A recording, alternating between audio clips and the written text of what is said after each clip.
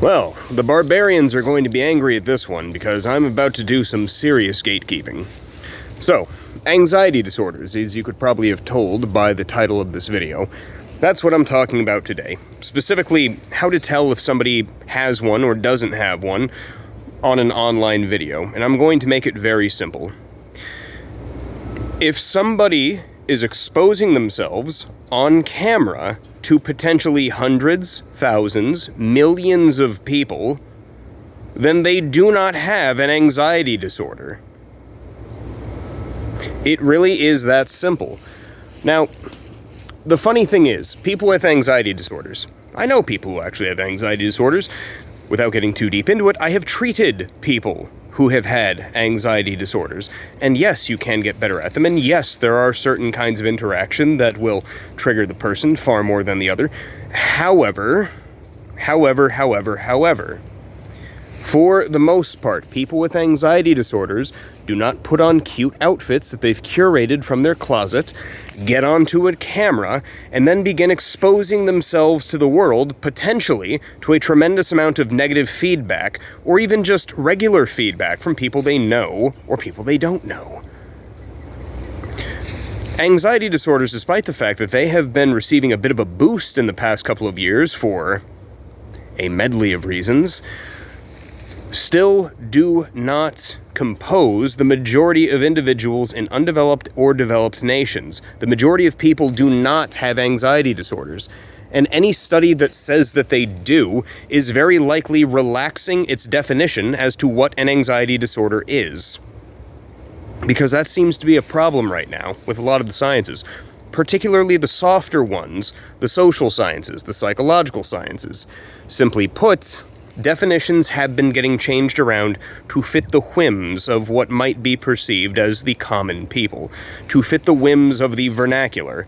More or less, our perceptions change, and therefore, definitions as to what is and what is not acceptable change with it.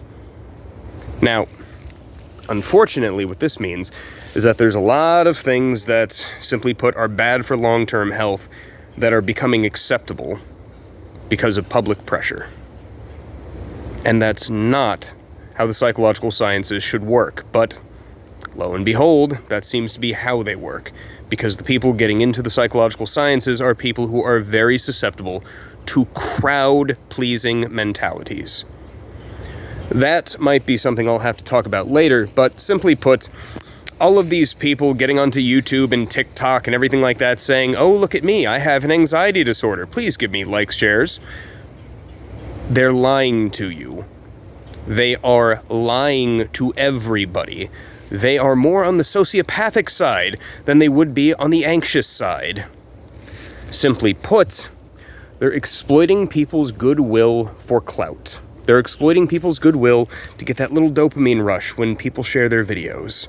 They are doing it for attention, no other reason, and simply put, it's evil, it's destructive. It takes attention away from people who actually need it and reduces the actual impact of when somebody says they have an anxiety disorder. Someone with an actual disorder might have difficulty just talking to people, might have difficulty just interacting on a day-to-day basis. Simply put, that's really going to hamper their life. From a romantic prospect to not showing up to job interviews because they're afraid of how they might be perceived. It is, again, with varying shades, a crippling disorder. And if it gets reduced to just, "Oh, look, this person likes to dress a quirky way, they must have an anxiety disorder," well, then the people that actually have them are not going to get the help that they need. So simply put, the psychological sciences are collapsing because of a dearth of people with, well, not anxiety disorder, but a dearth of people who are irresponsible and childish getting into them and basically making everybody take it less seriously. Well, that's all for this video. Y'all have a very nice day.